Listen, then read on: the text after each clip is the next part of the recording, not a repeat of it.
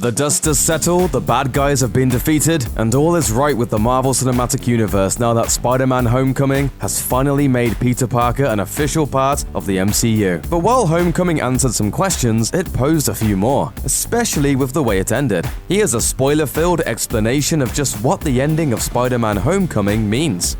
The press conference.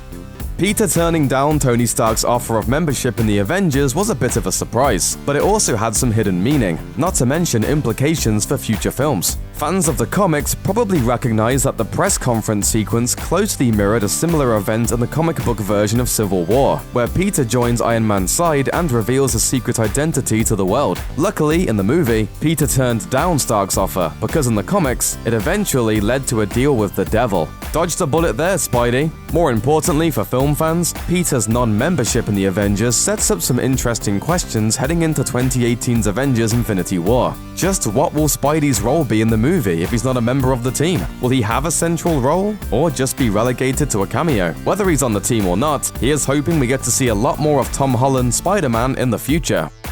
Peter's love life. At the end of the film, Peter's love interest Liz moved to Oregon, but more importantly for fans, we learn that his acerbic classmate Michelle is actually the MCU version of Mary Jane Watson, who has traditionally been Spider-Man's true love. Considering there's no sign yet of Gwen Stacy in the MCU, it seems as though Marvel may be skipping Gwen's tragic death in the same way they decided to skip Uncle Ben's death.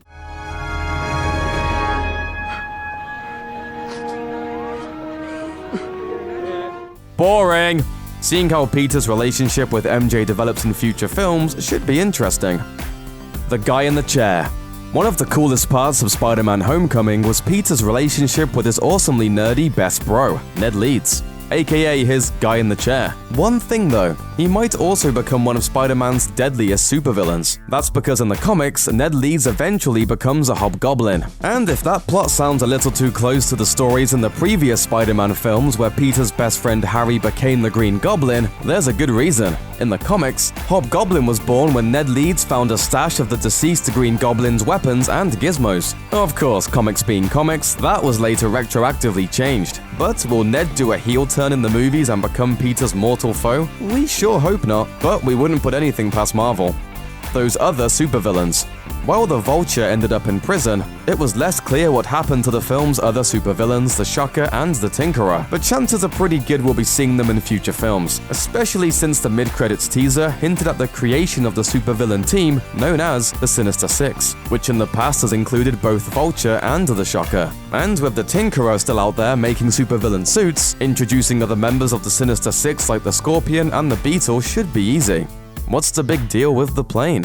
Considering the big lecture Tony Stark gave Peter about the recklessness of starting a fight with the Vulture on the Staten Island ferry, it seemed even more dangerously reckless when Peter nearly crashed a plane into a Brooklyn neighborhood just to stop Vulture from making off with some of Tony Stark's leftover junk. Didn't Spidey learn anything? Remember, with great power comes great responsibility. But there are two pretty big reasons why Peter actually did the right thing. The Tesseract and Ultron. In both Avengers and Avengers 2 Age of Ultron, the Earth was nearly destroyed when the good guys lost control of massively powerful goodies they were safeguarding. There's no telling what might have happened if Vulture had been able to sell stuff like the Hulkbuster armor and Thor's magic belt to psychopathic supervillains. So even though Peter endangered thousands of lives to save an unmanned plane, he may have actually saved millions of innocent people in the process. The X-Men and the Fantastic Four.